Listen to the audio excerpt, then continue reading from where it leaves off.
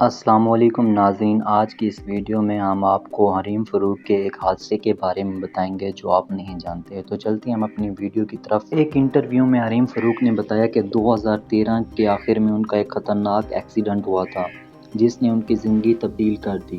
اس حادثے کے بعد سے انہوں نے سیٹ بیلٹ پہننا کبھی نہیں چھوڑی۔ حادثے میں میرے سیدھے بازو کی ہڈی ٹوٹ گئی۔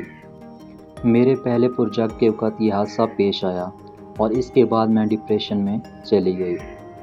نامور اداکار نے بتایا کہ ان کی فیملی اور دوستوں نے انہیں حادثے کے بعد ڈپریشن سے نکلنے میں مدد کی۔ اس حادثے نے انہیں خدا سے بہت قریب کر دیا۔ واضح رہے کہ کچھ روز قبل حریم فاروق نے انسٹاگرام اپنی مسکراتی ہوئی تصویر شیئر کی اور لکھا کہ میں صرف ایک ہی طرح کا وائرس پھیلانا چاہتی ہوں اور وہ ہے خوش رہو نا وائرس۔ اس کی علامت خوش رہنا، ہنسنا، محبت، شکر گزاری اور مثبت طرز عمل ہے، اور اس بیماری کے لیے کسی احتیاطی تدابیر کی بھی ضرورت نہیں ہے۔ حریم فاروق نے تمام لوگوں سے درخواست کرتے ہوئے کہا، اس وائرس کو پھیلانے میں جتنا ممکن ہو سکے میری مدد کریں۔ ویڈیو اچھی لگے تو ویڈیو کو لائک اور چینل کو سبسکرائب ضرور کریں۔ ملتے ہیں نیکسٹ ویڈیو میں، تب تک اپنا بہت خیال رکھیے گا۔ پاکستان زندہ باد۔ اللہ حافظ۔